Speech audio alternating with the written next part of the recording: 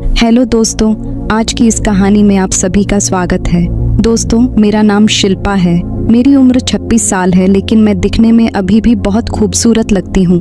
मेरे पति का नाम राजेश है और वह शहर में नौकरी करते हैं। अपने पति की गैर मौजूदगी में भी घर की जिम्मेदारी ठीक ठाक निभा लेती हूँ। मेरे एक बेटा और एक बेटी है। जिंदगी ने कब करवट ले ली मुझको पता ही नहीं चला। मेरी जेठानी का भतीजा कार्तिक अक्सर हमारे घर आता रहता था। मैंने एक दो बार कार्तिक को टोका भी की, बुआ के घर पड़े रहते हो, कोई काम धंधा करो। पहले मैंने भी कार्तिक पर कोई ज्यादा ध्यान नहीं दिया था, लेकिन वह जब भी आता था मैं उसकी खूब मेहमान नवाजी करती थी। कार्तिक के मन में क्या था यह मुझको पता नहीं था। एक दिन कार्तिक दोपहर में मेरे घर आया और चारपाई पर बैठकर इधर उधर की बातें करने लगा। अचानक वह मेरे पास आकर बोला, बुआ, तुम जानती हो कि तुम कितनी सुंदर हो।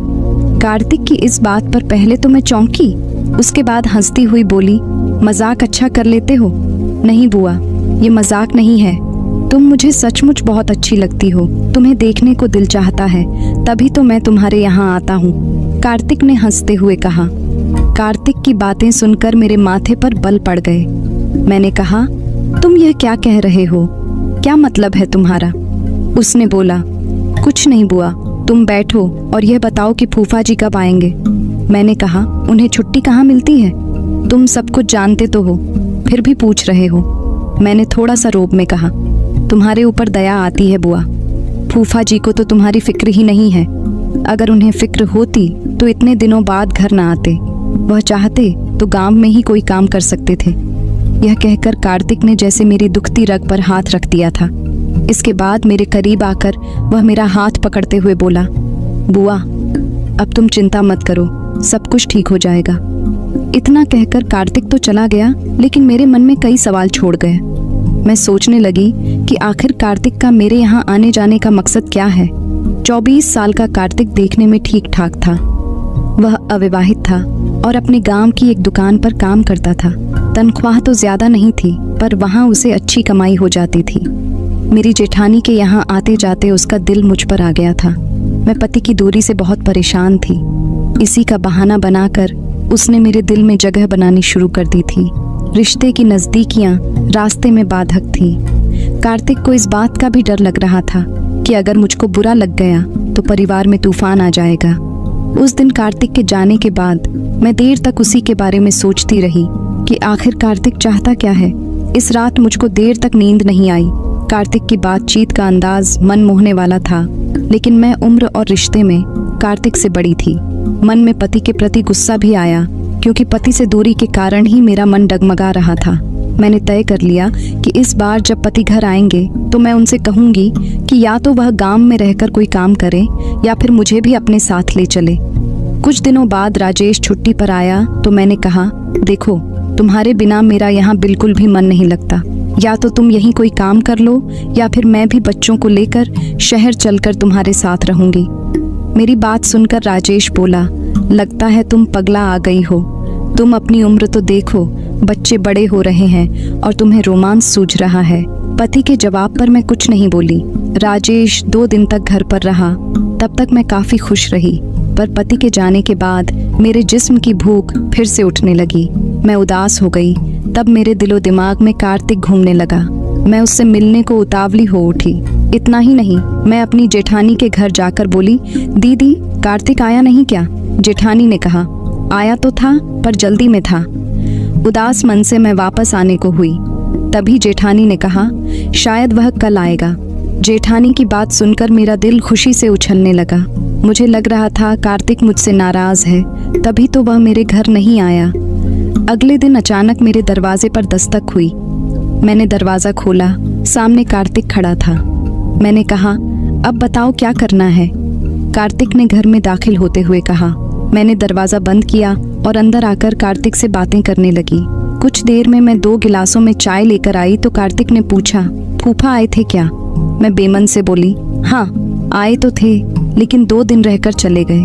कार्तिक को लगा कि मैं पति से खुश नहीं हूँ। उसने मौके का फायदा उठाते हुए कहा, बुआ, मैं कुछ कहना चाहता हूँ, पर डर लगता है कि कहीं तुम बुरा ना मान जाओ।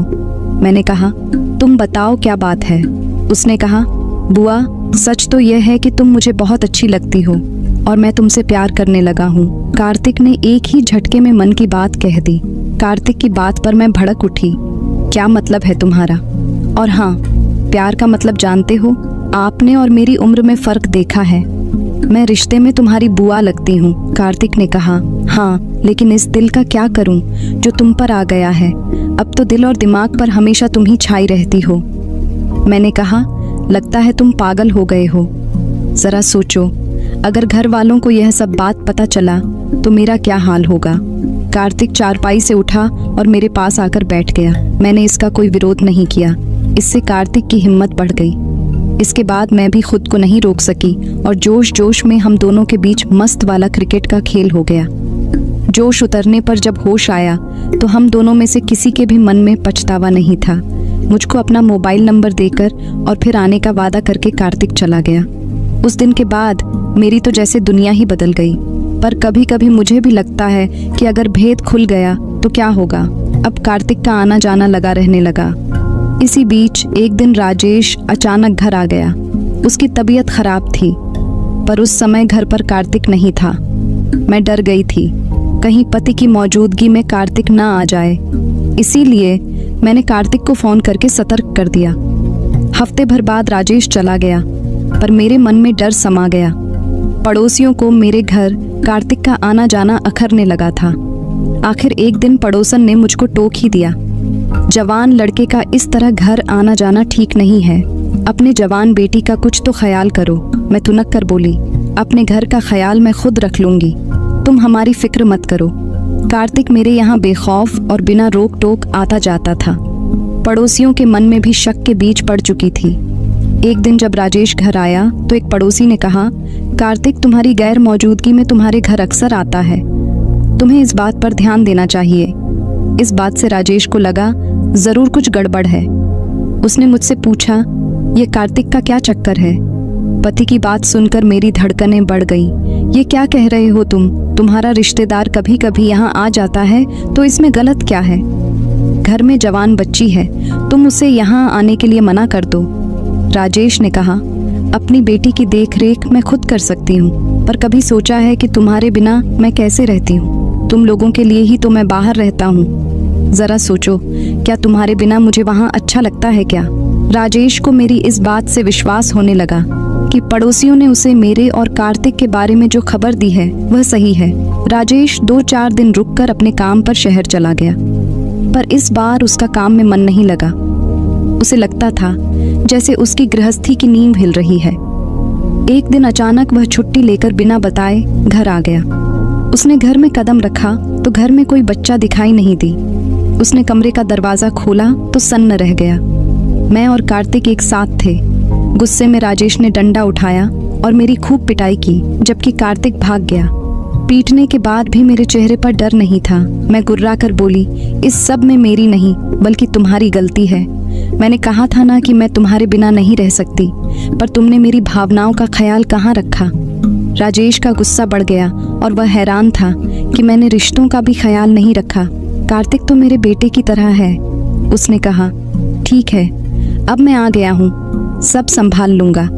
मैंने पूछा, मैं आ गया हूँ से क्या मतलब है तुम्हारा? राजेश ने कहा, अब मैं नौकरी छोड़कर हमेशा के लिए आ गया हूँ। यहीं खेती बाड़ी करूँगा, फिर देखूंगा तुझे। पति के नौकरी छोड़ने की बात सुनकर मैं परेशान हो उठी, क्योंकि मुझे कार्तिक से मिलने का मौका नहीं मिल सकता था। मैंने कार्तिक को सारी बात बताकर सतर्क रहने को कहा। अब मैं किसी भी कीमत पर कार्तिक को छोड़ने को तैयार नहीं थी। मेरे मन में पति के प्रति नफरत पैदा हो गई।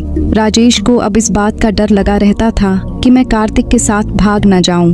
अगर ऐसा हो गया तो समाज में उसकी नाक ही कट जाएगी। लिहाजा उसे मुझसे नफरत हो गई। बेटी भी जवान थी, पर वह मेरी ही तरफ से बोलती थी। उसे इस बात का भी डर था कहीं बेटी भी गुमराह ना हो जाए। राजेश की चौकसी के बावजूद मैं और कार्तिक मौका पाकर घर से बाहर निकलने लगे। यह बात भी राजेश से ज्यादा दिनों तक छिपी नहीं। उसने मुझको एक बार फिर समझाने की कोशिश की, पर मैं कुछ भी मानने को तैयार नहीं थी। राजेश समझ गया कोई बड़ा कदम उठाना ही पड़ेगा, वरना उसकी गृहस्थी डूब जाएगी। घर का वातावरण काफी तनावपूर्ण रहने लगा था। कार्तिक राजेश की खुशियों के रास्ते में बाधा बन गया था। काफी सोचने विचारने के बाद राजेश को लगा इस समस्या का एक ही हल है कि रास्ते से कांटे को जड़ से निकाल दिया जाए। दूसरी ओर रोज रोज पीटने से मुझको लगने लगा था अब मैं अपने पति के साथ ज्यादा दिनों तक नहीं रह सकती। मैं खुलकर कार्तिक के साथ अपनी दुनिया बसाना चाहती थी। राजेश धीरे धीरे अपने इरादे को मजबूत कर रहा था। बेशक यह काम उसके लिए कठिन था, पर एक और चरित्रहीन पत्नी थी तो दूसरी ओर बेलगाम भतीजा। दोनों उसके गुस्से को हवा दे रहे थे। एक दिन राजेश खेत में काम कर रहा था, तभी कार्तिक मुझसे मिलने आया। तभी राजेश आ गया। कार्तिक को देखते ही उसका गुस्सा 7वें आसमान पर पहुंच गया। उसको देखकर कार्तिक ने वहां से भागना चाहा, तभी कार्तिक ने हाथ में लिए फावड़ा उसके सिर पर दे मारा। एक ही वार में कार्तिक वहीं ढेर हो गया। ये देखकर मेरी तो चीख निकल गई। आस पड़ोस में हाहाकार मच गया। तभी किसी ने पुलिस को खबर कर दी। पुलिस ने मौके से ही राजेश को गिरफ्तार कर लिया। मैं वहीं बैठकर रोए जा रही थी। मेरी एक गलती की वजह से आज मेरा हंसता खेलता परिवार बिखर गया था। तो दोस्तों, उम्मीद करती हूँ आपको हमारी कहानी पसंद आई होगी। कहानी पसंद आई है तो वीडियो को लाइक और चैनल को सब्सक्राइब करें। वीडियो देखने के लिए आपका बहुत बहुत धन्यवाद।